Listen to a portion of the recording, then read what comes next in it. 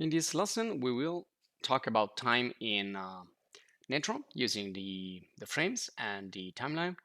And in the previous video, we talked about how to track using corner pins, and basically we can do a video montage or photo montage, meaning that we can overlap images. We can also make sequences of images or videos in NATRON. This is what we're gonna see also in this video, and we're gonna play a little bit with time. Now, before we get into the next lesson, let's talk about some couple of additional things about the tracker. So we have the stabilizer here, and we have the movement tracking, and we can use corner pins, etc. That will generate basically a series of keyframes that you can always change, you can always modify. Also here in the corner pin, you can also enable the motion blur if you want. If you want something moving that also has a little bit of blurriness, and you can place it on any transforming objects.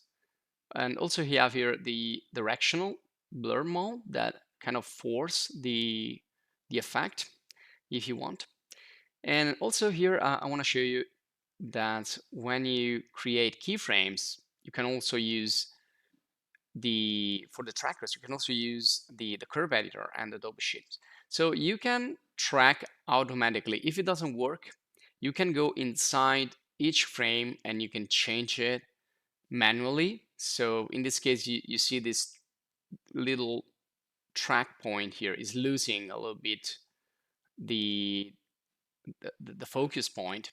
So I can adjust it also like frame by frame if it's necessary. This is why I also explained in the previous video that it's better to have tracker points also in the video that you're tracking. So we have kind of a problem in here, and all we need to do is, well, we can use the dope sheet editor and we can see a little bit better what's happening for each single tracker. So we can also select, delete the track points. We can go by one by one. We can adjust it, we can delete, we can move and reposition that tracker manually. So we can place it whatever you want, and we can fix the little problems.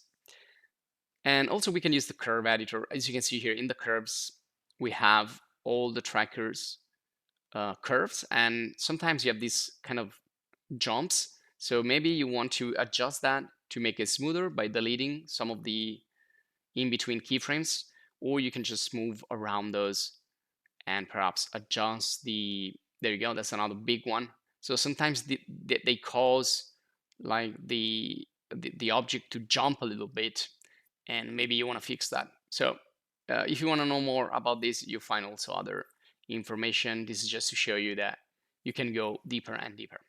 Now let's create here a new project with a new video.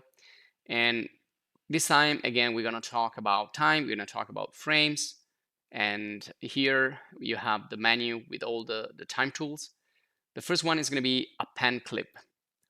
And we can just hold control and drag this inside. So it needs to go between the read and the viewer, so the output. And what's happening here is that we have a series of parameters. We can do transitions like fade in transition from black in this case. And that's going to go from black into the total brightness. And we can do like also fade out. So that's the first thing we can do with append clip. It's pretty easy. And again, we can do transition. I can also shorten this clip using the timeline, using the out point, or using the frame range, which is another tool we're going to see later. But let's use the out point for now. So I've just shortened this viewer here. And let's do also a fade out. Now, what's going to happen is that the fade out is not going to be visible, because when you use an out point, that out point is not for the clip, it's for the compositions, for the viewer. So we need to adjust, because here it says the last frame is 500. And if we go in the read, we can see that this is not 300, is 500. So we need to adjust it manually in here. So it's like we are cropping anything after 300 frames. And now if we update here in the append clip, this clip is going to end at 300. And we can see also the fade out effect. So be careful when you're working with clips and timeline, frames. Be careful to address all these little parameters. Cross dissolve, this is to have two images, two videos, one disappearing, one appearing. So they're kind of crossing each other. So we need another clip. I can extend the second arrow, click on the R key and read. So I put another read. And now what we can see that it's gonna do a transition between one video and the other thanks to the cross dissolve. So that's another effect. And these are the most common effects when doing video montages. So we are also creating a sequence because we have first video and then a second video, and I can put 300 frames on the first, 300 frames on the second if I want the same exact length, meaning 300 keyframes. And the frame rate is in the project settings, so we know. And you can see that the dash line disappear when I am in the current clip. So the current clip is indicated with a normal line, the other with the dash line. Now I'm gonna bring in another one. So extend the third arrow and press on the R key on the keyboard and read another video. So we have 3 reads right now. And you can see this also is dashed because this is gonna be after the other 2. So if I put again here 300, after about 600 keyframes, we're gonna have another transition, another cross dissolve, and another video clip.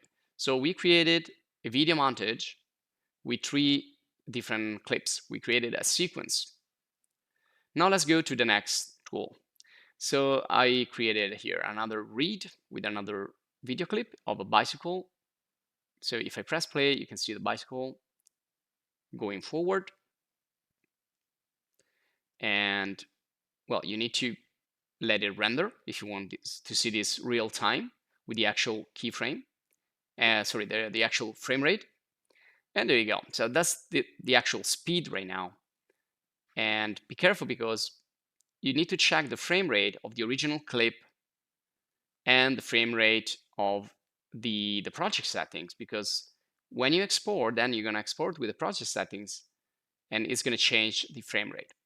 Well, anyway, frames are really important when working with time, and we're going to discover this shortly.